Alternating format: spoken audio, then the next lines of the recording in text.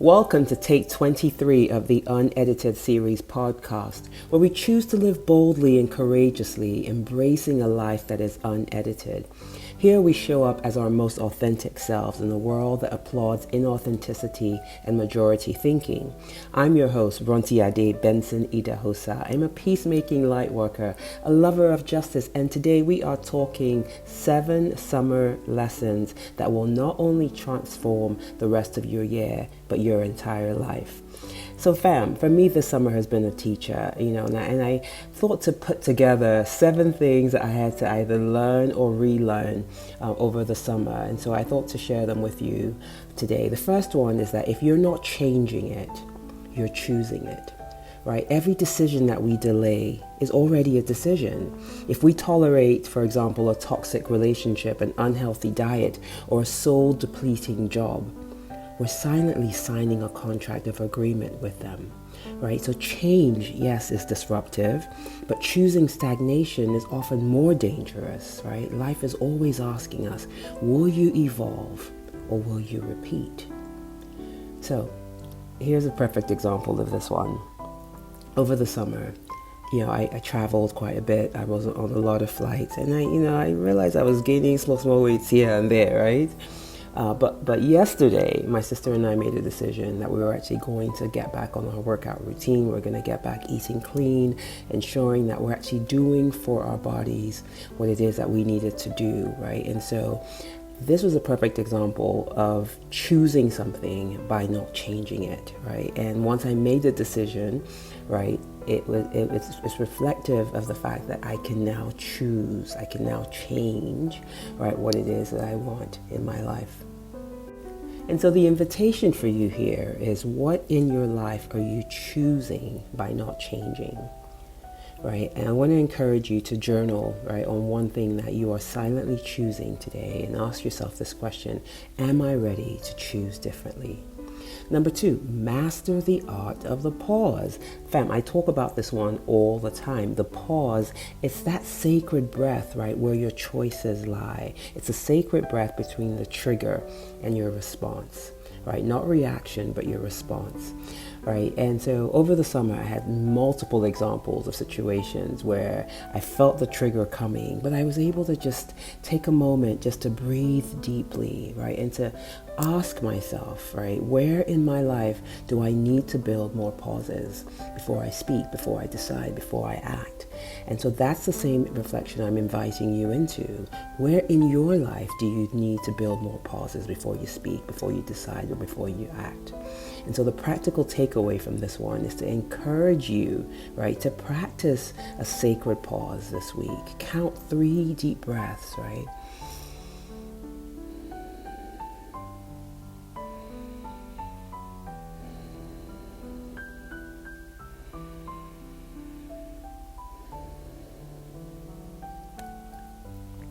Before responding in moments of stress, and you will start to notice the shift.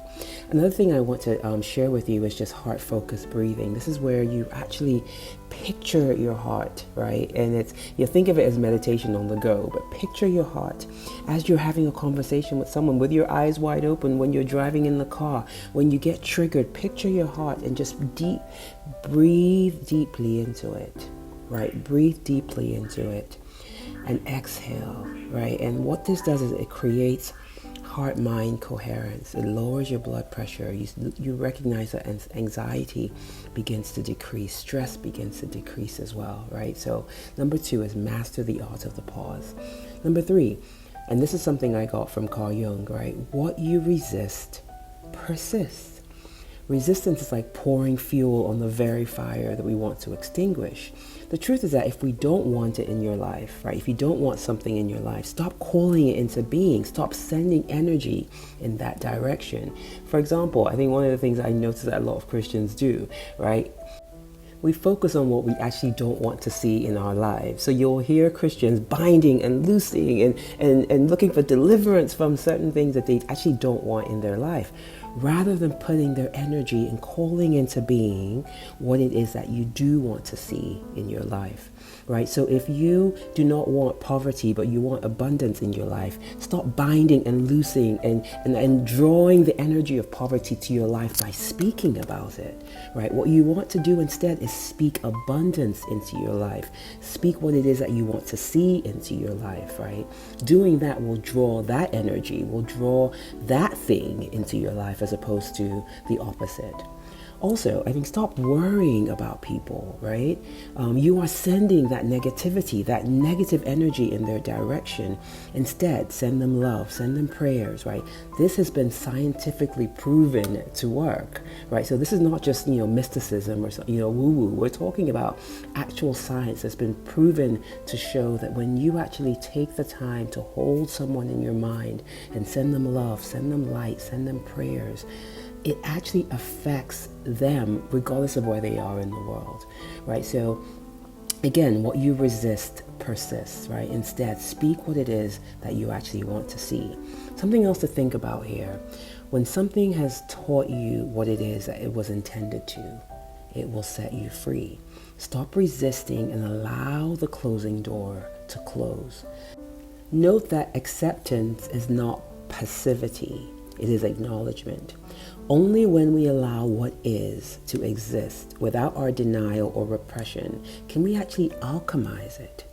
Learn the art of surrender. So the reflection prompt I have for you here is, what is one truth that you've been resisting that's quietly demanding your acceptance? Instead of fighting what is, practice whispering, "This belongs to yourself when resistance rises. Over time, watch how the grip of it loosens. Number 4, the unintended consequences in our lives signify pockets where we're devoid of the requisite self-awareness. Life's detours, disappointments, or even our quote-unquote accidents are teachers for us. They reveal the shadow self, the places we have not yet examined. The moment that we're able to say, "Why did this happen to me?" is the moment that we're invited to turn the unconscious into conscious awareness. The antidote is making the unconscious conscious. And that's something that we've all learned from Carl Jung. So what I'd like for you to do is consider reframing what setbacks actually are. They are not punishments, right? They are sacred teachers. And so the takeaway, right, is that I want you to step back after any setback and ask yourself this question: what part of me needed to learn from this? Number 5, inconsistency is actually consistency. If someone constantly shows you who they are, that they're flaky, that they're unreliable, that they're careless, particularly when it comes to matters of the heart, that is consistency. And inconsistency is data, and data is clarity, right? This is not about judgment, but discernment. Who deserves access to the inner sanctum of your heart? Guarding your essence is actually an act of self-love, right? How many of us, right, keep giving people one more chance when they've already shown us 20, 30 times who they are? The reflection point for you here is, who in your life has already revealed their pattern? And why do you keep hoping for a different outcome, right? Identify one person whose inconsistency you've been ignoring and decide today, in this moment, how much access that person really deserves.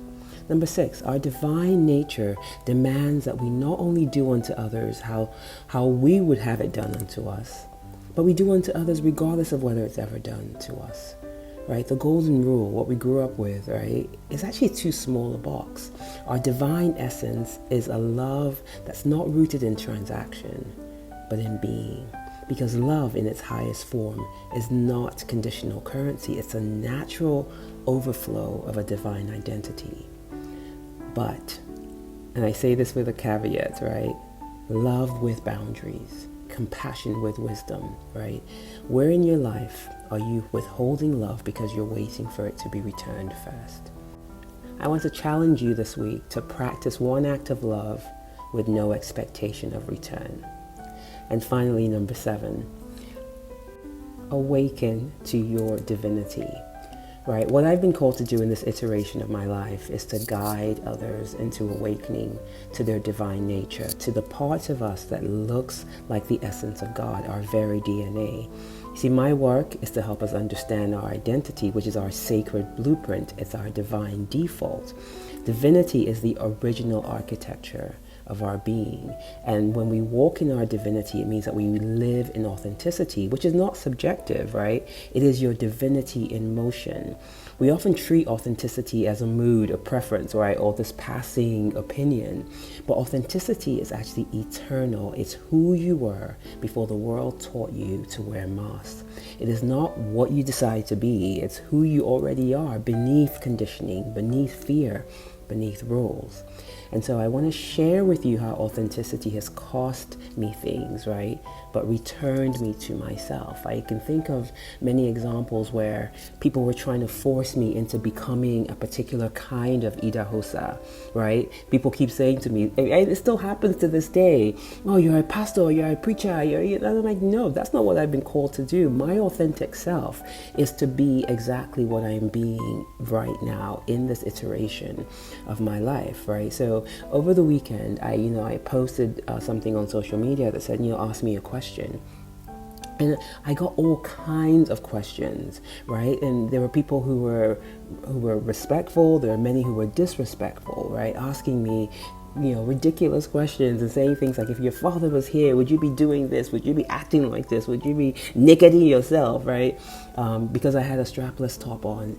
I am just being authentic and true to myself. Everything that you see that I share on social media is something that I have filtered and lived through personally, right, before sharing it. And so living in a state of authenticity is recognizing that your divine default is love, it's joy, it's peace, it's patience, it's kindness. When you're living in any manner outside of that, you're actually living inauthentically, right? And so the reflection prompt I have for you on this particular point is, where in your life are you still edited? Where are you diluted? Where are you masked? Where are you living the reality that is not what the intention of the Creator was?